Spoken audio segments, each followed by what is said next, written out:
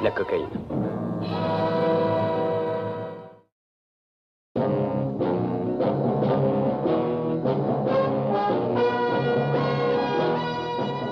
Tous les gouvernements ont leurs services secrets. En Amérique, c'est le CIA. En France, le 2e bureau. En Angleterre, le M15. L'organisation atlantique a le sien aussi. Dans les cas difficiles, on fait appel à moi ou à quelqu'un dans mon genre. Oh, je me présente. Je m'appelle Drake. John Drake.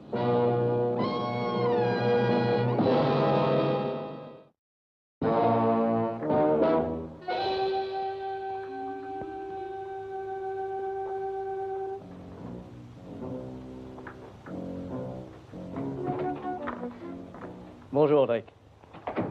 Content de vous voir là. Merci de m'avoir appelé, colonel. Je sais que vous êtes un spécialiste de la drogue et que vous avez une revanche à prendre. Pour combien y en a-t-il? Pour près de 100 000 $. Voici Savareuse. Elle pourrait peut-être nous servir d'apport, qu'en pensez-vous? Tant qu'ils ne contrôleront pas. À nous de les en empêcher aussi longtemps que possible. Ah, et qui est-il? Angelo Rossi. Il décharge les bateaux. Et il n'a pas d'antécédents? 2 ou 3 petites pécadilles. Pas grand-chose. Mais rien en ce qui concerne la drogue. Qu'est-il arrivé exactement? Une caisse s'est décrochée d'une élingue et il s'est trouvé dessous. Accident? Oh oui. Il était évanoui quand ils l'ont amené. Sa vareuse était déchirée. Et quelqu'un s'en est aperçu. Et il ne se doute de rien, vous croyez? Non. Ah, comment va-t-il? Peut-il parler? Oui, il a demandé qu'on lui rende sa vareuse. Est-il gravement blessé? Non, il souffre de contusions multiples. Il devra garder la chambre une semaine. C'est parfait. Il faut lui laisser croire qu'il est gravement blessé, ça nous laissera du temps. Pourriez-vous mettre une blouse à ma disposition? Oui, bien sûr. Je vous remercie. Et sur quel bateau travaillait-il? Un Italien, le Capo Nero. Quand lève-t-il l'ancre? C'est fait. Il est attendu à Gênes vers le 17. Cette vareuse peut appartenir à un matelot. Ses camarades disent que Rossi a toujours porté ce genre de vareuse. Si elle était à un marin du Capo Nero, que Rossi soit monté à bord avec celle qu'il porte habituellement et qu'il l'ait échangée par erreur, apparemment c'est dans le domaine des choses possibles. Oui, ça doit se passer sur plus d'un bateau. Nous croyons que le point terminus à Gênes est contrôlé par un important personnage. Nous pourrions le faire surveiller. Seulement nous pensons qu'il peut appartenir à un milieu social contre lequel nous serions impuissants. Vous avez politiquement les mains liées, colonel. Dans cette affaire de drogue, il serait, je crois, préférable que j'opère seul, s'il n'y a pas d'objection. Et si je mets la main sur cet important personnage, quel qu'il soit, je lui ôterai à jamais l'envie de continuer. Ça vous ira? Oui, certainement, je vous remercie. Puis-je voir Rossi? Oui, bien sûr. Merci, colonel. Alors, comment vous sentez-vous? Oh, beaucoup mieux. Ah, il faudra vous reposer pendant quelques jours. Nous allons mettre vos vêtements dans une armoire et nous vous les rendrons à votre sortie. Vérifiez et signez cette décharge, s'il vous plaît. Tout est en ordre. Ah, merci. Vous pourriez vous charger de faire une commission à mes parents pour moi. Mais oui.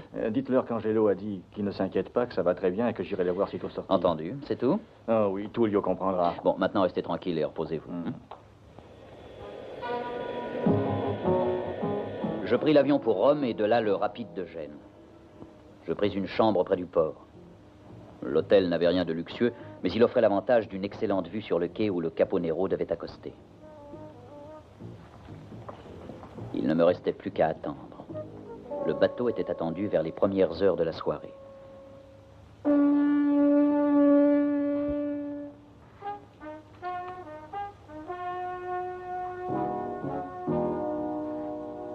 L'équipage ne descendit à terre que vers minuit.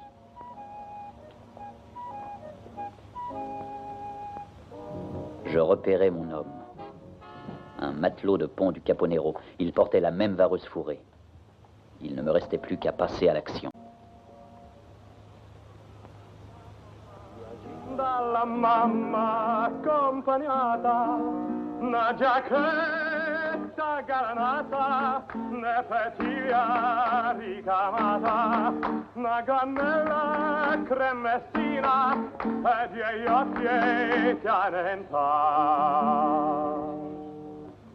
E la bella Sorrentina, la centeglia nomena. E la bella Sorrentina, la centeglia nomena.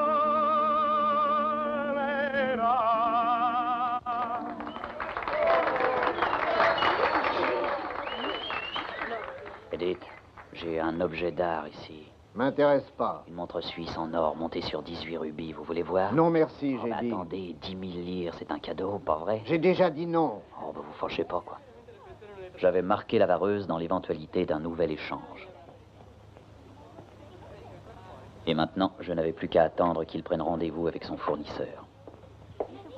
Ah sì, ma è un po' troppo distante oggi, il tempo non è molto buono, quindi credo che convenga fare questo. Un poco di vino nel testa faccia l'amore più bello, ma l'amore più bello che fa e non facciamo per me.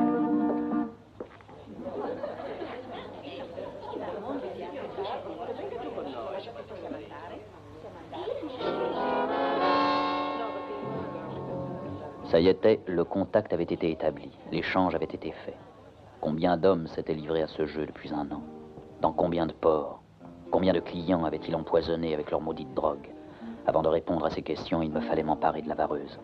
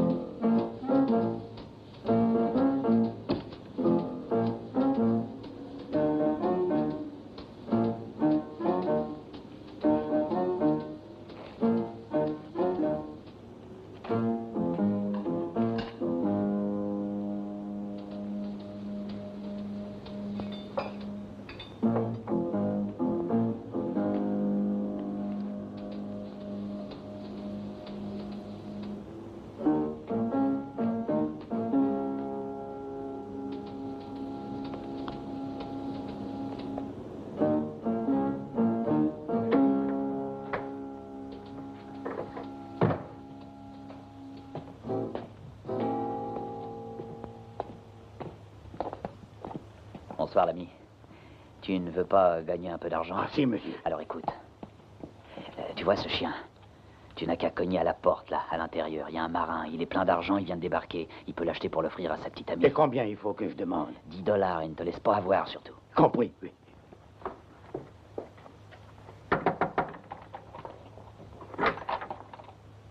Et où l'avez-vous trouvé? Vous ne voulez pas acheter ce petit chien? Non, achetez ce chien, mais c'est le mien, espèce de... Qu'est-ce que c'est que cette histoire? Veux-tu me ficher le camp, espèce de fripouille? Mais je vous jure que je ne l'ai pas volé, c'est un type sur le palier qui m'a dit... Veux-tu me filer? Je vais lire plus vite que ça, crapule! Je n'allais pas perdre mon temps avec ce marin, qui n'était qu'un des moins importants maillons de la chaîne. Il me fallait remonter peu à peu jusqu'au premier maillon. Et pour cela, le meilleur moyen était de retourner au café, vêtu de la vareuse. Ça n'a pas marché? Quoi? Qui êtes-vous? Qu'est-ce que vous voulez? Boire un verre? Vous voyez bien que je ferme. Il fait froid dehors. Une vareuse comme ça tient chaud. Ouais. Et je voudrais bien... Où ça s'achète? À New York. Allez, donnez-moi à boire, quoi. Ouais, ouais.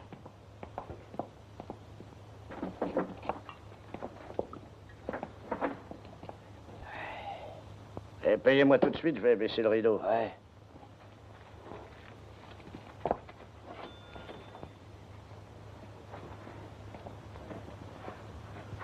Allez, bois ton verre et file. Hein.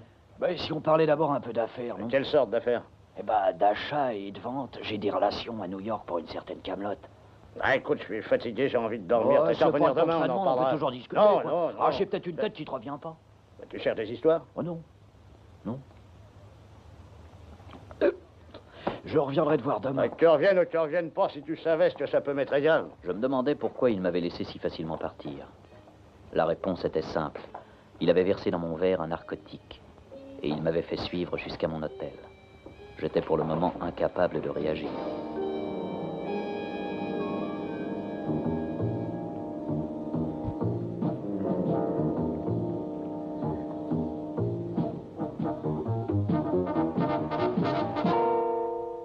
Comment est-ce que vous vous sentez?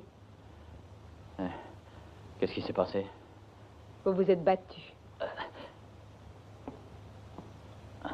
Tenez, ça vous fera du bien.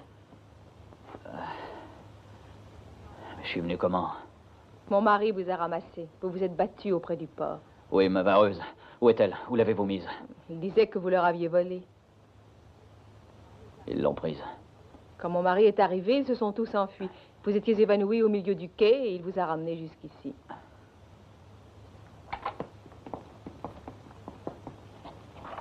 Merci, Maria. Si j'ai besoin de vous, j'appellerai. Retournez dormir. Je suis debout, j'y reste. Un peu de café très fort vous fera du bien. Merci. Merci beaucoup.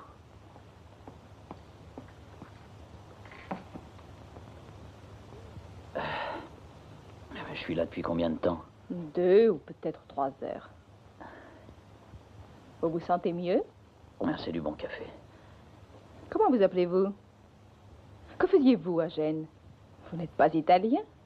Oh, disons que j'ai manqué mon bateau. Je suis resté à quai. Ça vous rappelle un mauvais souvenir? Oh non, rien d'extraordinaire. J'avais pas une cuite. Le maître d'équipage m'a réglé mon compte. À Naples, il y a un mois de ça. Pourquoi avez-vous volé cette vareuse?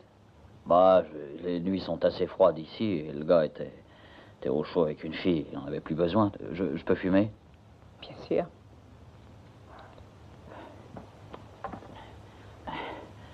Voudriez-vous me rendre un service, madame? Volontiers. Je suis pas celui que vous croyez. Ah oui, je comprends. Un bon bain, un rasoir, des vêtements propres, c'est ça que vous voulez? Non, du travail. N'importe lequel, tant qu'il s'agit de travail. Peut-être que votre mari pourra m'en trouver, non? Ah, mais il n'est pas à Gênes. Pourtant, vous avez dit qu'il m'avait ramené ici. Oui, c'est lui, en effet, qui vous a ramené ici. Mais voyez-vous, cette malencontreuse histoire lui a pris beaucoup de temps et a un petit peu retardé son départ pour Rome. Eh bien, il ne me reste que... Qu'y a-t-il? Vous vous sentez mal? Oh, c'est rien. Je vais prendre l'air. Après, ça ira mieux. Craignez rien. Vous devriez vous asseoir.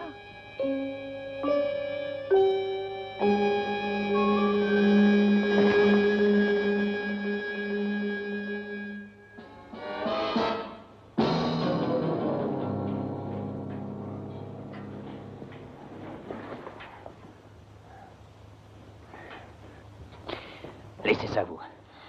Où les avez-vous trouvés? Je les ai volés. Quelqu'un est entré ici cette nuit. Qui est-ce? Personne. Quelqu'un est venu dans cette chambre. Quelqu'un qui voulait m'emmener. Qui était-ce? Non, personne n'est venu. Combien as-tu payé?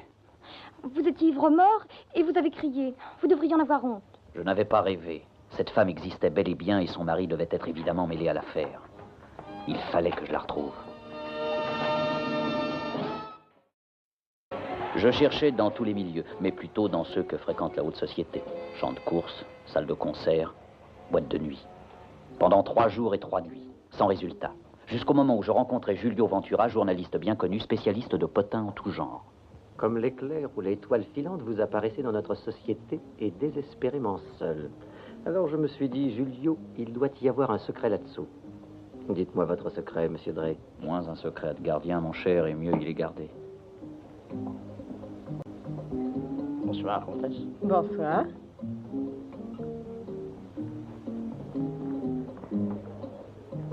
Cette femme qui vient d'entrer, vous la connaissez? Une femme? Dites un ange. La comtesse Francesca Scalafino. Une comtesse? Elle plane, comme on dit, bien au-dessus des misères terrestres. Et le comte? Cet individu avec elle n'est pas son époux. Mais qui est-il?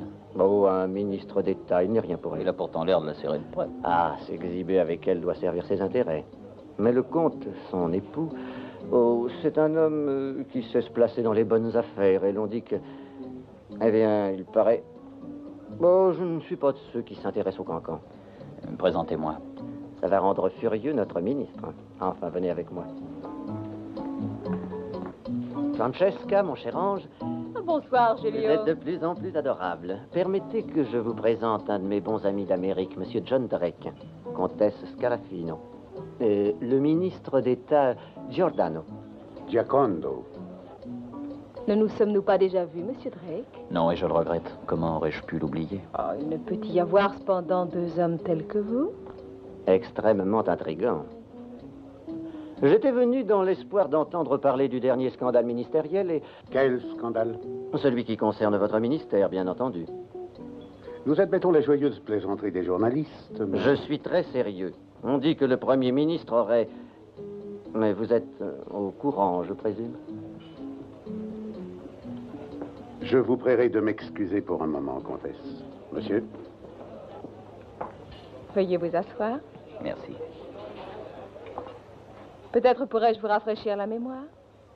Il y a eu une bagarre, un vol de vareuse. À moins que vous préfériez ne pas vous en souvenir. Si je vous avais déjà vu, je vous le dirais, vous n'êtes certainement pas de ces femmes qu'on oublie. J'aurais aimé vous en convaincre. Ah, et voici Vicento. Nous dansons. Excusez-moi. Permettez.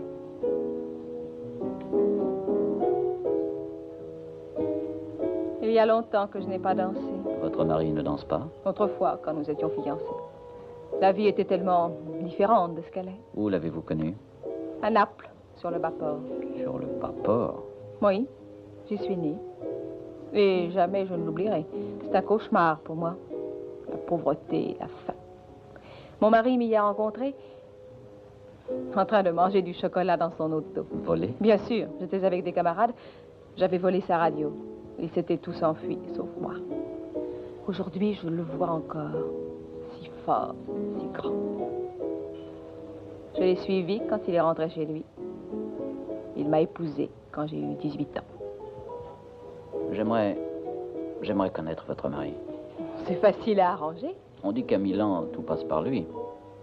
Qu'est-ce que vous faites? La même chose que lui. Vous prenez quelque chose?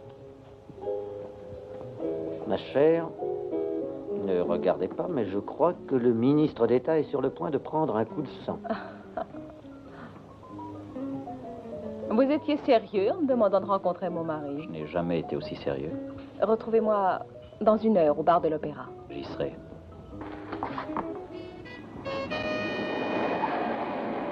J'allais enfin connaître son mari, l'homme qui dirigeait dans l'ombre toute l'organisation. Pourvu qu'il ne me fasse pas faux bon.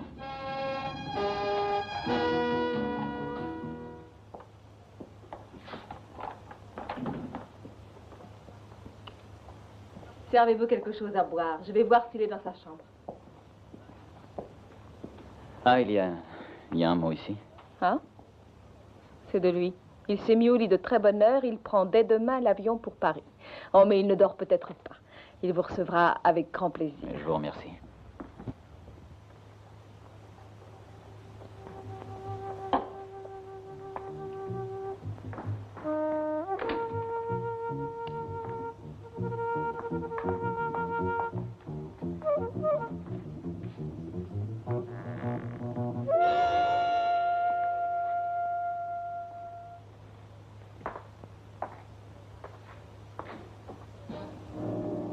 Mon mari est mort depuis 4 ans.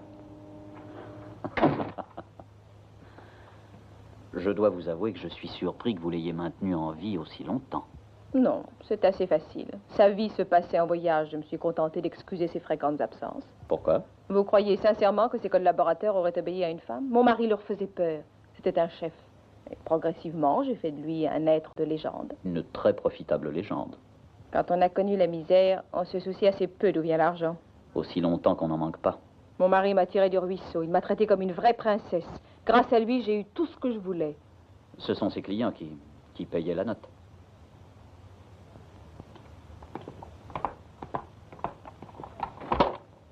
Je ne me souviens que du bien qu'il m'a fait.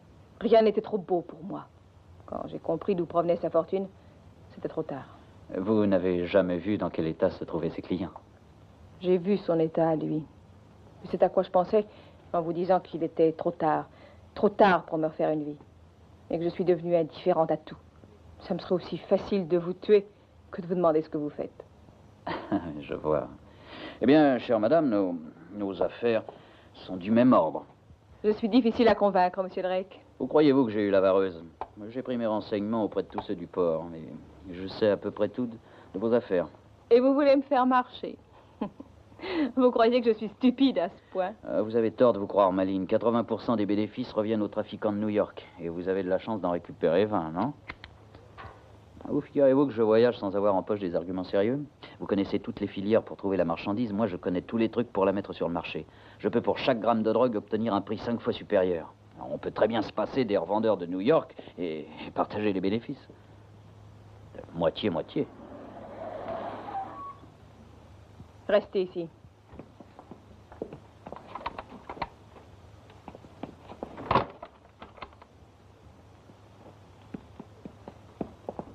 Il est dans ma chambre, là-haut. Je n'en espérais pas tant. Julio, je sais pourquoi il est venu à Gênes. Il t'a dit tout? Il veut que l'on s'associe, placer toute notre marchandise. Il dit qu'il a beaucoup de relations aux États-Unis et qu'il traitera avec nous moitié-moitié. Petite Francesca, mon ange, si naïve, tu es une femme de cœur, pas de tête. Mais Julio, ça peut très bien marcher. Non, ton jeune ami est de ceux qui ne travaillent que pour eux-mêmes. Aujourd'hui, il s'associe à 50%, mais il n'en restera pas là. Dans 3 mois, ce sera 75, puis 100%.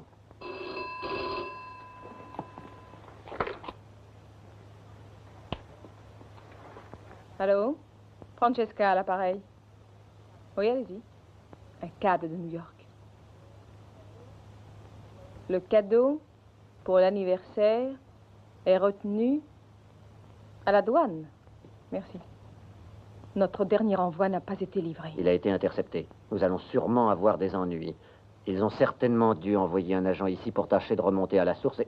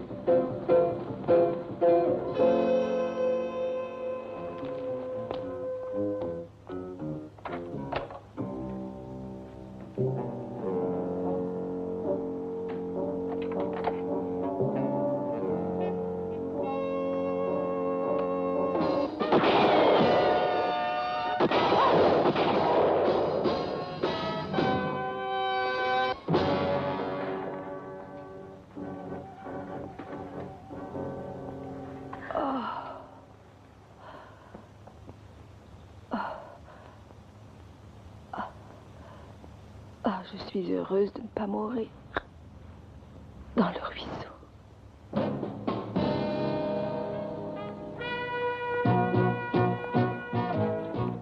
L'angélique Francesca, comtesse des ruisseaux de Naples.